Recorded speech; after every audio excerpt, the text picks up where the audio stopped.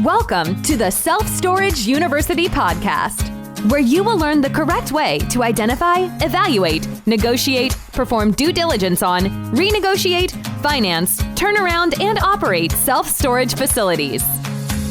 And now, here is your host, a partner in one of the largest real estate portfolios in the U.S. with nearly $1 billion of holdings, Frank Rolfe. One of the best ways to find a self-storage facility to buy is employing a method called cold calling.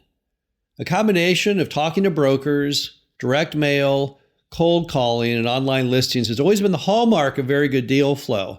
Yet many people are afraid. They have concerns about doing cold calling. This is Frank Rolfe, the Self-Storage University podcast. We're going to talk about how to overcome those concerns, the stress and the awkwardness seemingly of calling someone you don't know to see if they want to buy, if they will allow you to buy their self-storage facility. So let's first talk about what cold calling is. What's its basic root? What is the concept here? What happens is there's a lot of people who own self-storage facilities who are getting on in years and have other new interests in life and just want to retire or do something different. And you're trying to find those people. You're trying to cast as big a net as you can to find every possible seller at this moment in the history of the world that have a property that you might want to buy. So when you're cold calling, it's just one additional way, one additional net to cast to find out what are the options. If you're going to spend your investment dollars, obviously you want to make the best investment you can. What are the options out there? So it's not the whole thing. No one has ever built their career about only buying a self-storage property that came from a cold call. It's just one additional tool, but it's a very important tool. It's important because there's some people who are a little just more passive about selling. They're kind of on the fence. They might sell and they might not sell. They don't want to sell hard enough that they list their property for sale with a broker, or that they put it online, or they even respond to a postcard. But sometimes if you more actively reach out to them and get them on the phone, it kind of gets them off the fence. And they say, well, you know what? I've kind of been thinking about it, so maybe I would want to sell my storage facility. So that's what cold calling is. It's not the entire ball game, but it's a very, very important part of it. So then why do people feel so stressed out in cold calling? Well, the basic root is, as we all know, the number one fear in America is public speaking. And public speaking is kind of considered awkward, getting up and talking to people you don't know. And so by definition, cold calling is talking to people you don't know. That's why they call it cold calling, because you don't know them. So then what are some of the tricks or techniques you can use to make cold calling more pleasurable, to not have to fear it as a way to scour to find properties to buy? Well, the first thing about cold calling I have found over doing cold calling for almost 40 years now is that a lot of the ways, the techniques that most people learn how to do telemarketing or talk from the phone, they don't work that well. For example, I hate those kind of flowery openings when you say things like, so how's the weather? Because all sellers are ingrained, just as you and I are, that when you hear that from someone you don't know on the phone, they're typically trying to sell you something. And when you're trying to sell someone something, what's your first reaction? It's defensive. I don't want to buy any. I paid at the office. That's what you want to do. You just want to get off the phone. A lot of times people just hang up. When they hear a telemarketer, what do? They just hear the opening thing with, hey, how's the weather? And they just hang up on them. They don't know their voice. They don't know their name. They don't understand what that call number is. And they say, someone trying to sell me something. But in this case, you're not trying to sell people something, right? You're trying to give them money. It's the reversed role. So you're not cash going out, you're cash going in. And they would have a very pleasurable response to that theory if they only knew why you were calling. So cut out any of those flowery openings. Just go straight down to business.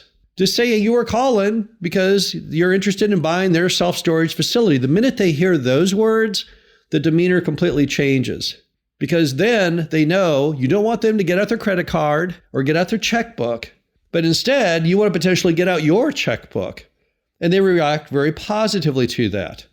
And that's why some people, when they first start off cold calling, they try and follow a script, or they get a self-help book and they go do what it says. That's a catastrophe.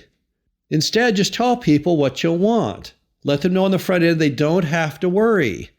Give them freedom from fear of what you're calling about, and you'll have a much better reception. Another trick on cold calling is call only during appropriate days and times. Most of your sellers out there do not want to receive a call early in the morning, nor do they want to receive a call at dinner time, or probably even in the evening. You have a very narrow window of cold calling. Based on time zone, in the time of the person that you are calling, I would never want to call before 10 in the morning, nor would I want to call after 4 in the afternoon. So if you're going to do it, at least do it during times that are appropriate for the person on the other end of the phone. No one wants to get woken up. No one wants you to interrupt their lunch. No one wants you to interrupt their dinner or interrupt them from watching their favorite movie on Netflix. So try and confine it to that one narrow window. Next, have the right attitude about what you're doing. Don't look at this as a chore, like, oh gosh, I'm going to cold call these people. I hope I can find a storage property to buy. Instead, it needs to be a learning experience. You don't really care if they're going to sell to you or not, because you're trying to learn about the industry. And on top of that, there's more of a macro thing. You're simply trying to see what's available at this one moment in history. So you, because you only live once, at this one spot in your life can make the best buy.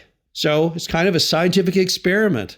And it's nothing emotional, nothing to get upset about, nothing to be depressed about, nor to be enthused about.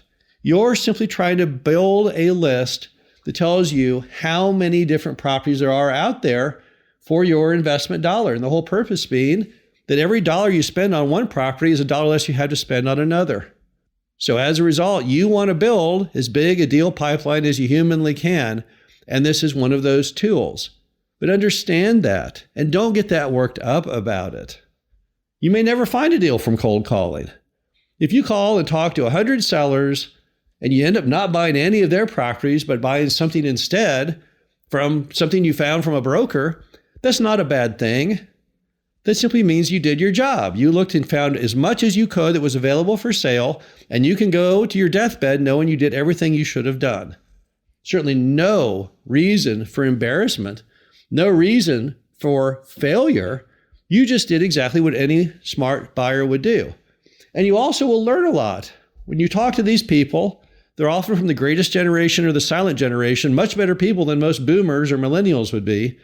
And they'll tell you, when you ask them questions, they'll tell you interesting, factual things that you need to know if you're going to buy a storage facility. They'll give you lots of good tips, even if they don't sell to you, things that it would be good for you to know. Now, one good way when you have those awkward moments on a cold call to bridge the gap is to ask the magical question. How did you come to own this storage facility? That is the best question you can ask on a cold call. Because what's going to happen is the person is going to now tell you their whole story, all of which is great information for you to know, both on that property and on the industry in general. And additionally gives you the chance for bonding. Because the magical quality of cold calling is the ability to bond with the seller. Now, I've got a million bonding stories. I could go on talking about bonding for days straight. But the bottom line is, when you're talking to older people, traditionally, they want more out of life than just money. They're looking, if they're going to sell their storage facility, they're wanting to sell to somebody that they like, somebody that they want to help. And when you talk to them on the phone, you have the ability to get that bond. You don't get that through a direct mail piece. You don't get that through a broker. You don't get it through an online listing. Cold calling is one of the few ways that you ever actually have the potential for bonding with the seller. From bonding, what can spring forth is a better than market price and sometimes seller financing. All kinds of benefits available when you bond with people. And cold calling gives you that capability. So when you add that into the mix, what's it really mean? Well, when you're cold calling people, you're just trying to be a friendly, happy you. Not a stressful you, not a sales telemarketing you. You're just trying to be the real you. You've got a very simple mission. You're trying to find the best of all the options out there to invest in. And you like people. And you want to learn about storage, and hey, by the way, would you want to sell yours? And if not, tell me more about the industry. How'd you come to own it? How's it all work? As long as you have that frame of mind, you will do the best. Because when you exude that magical spirit that you want to go ahead and make relationships and be friendly, that's what attracts sellers. When people try and use the skills they read in self-help books, none of those things are achieved. You read a script, a cold narrative, it gets a very poor reaction, typically from the seller, and then you hang up and you've accomplished nothing. Instead, expand your horizon. Look at it as a chance to learn. Look at it as a chance to build relationships and to bond. Those are the key features. And as long as you approach cold calling in the right manner, you'll no longer find it cold. This is Frank Rolfe, Self-Storage University Podcast. Hope you enjoyed this. Talk to you again soon. Thank you for listening to the Self-Storage University Podcast. Be sure to visit us at ssupodcast.com, where you can learn the correct way to identify, evaluate, negotiate, perform due diligence on, renegotiate, finance, turnaround, and operate self-storage facilities.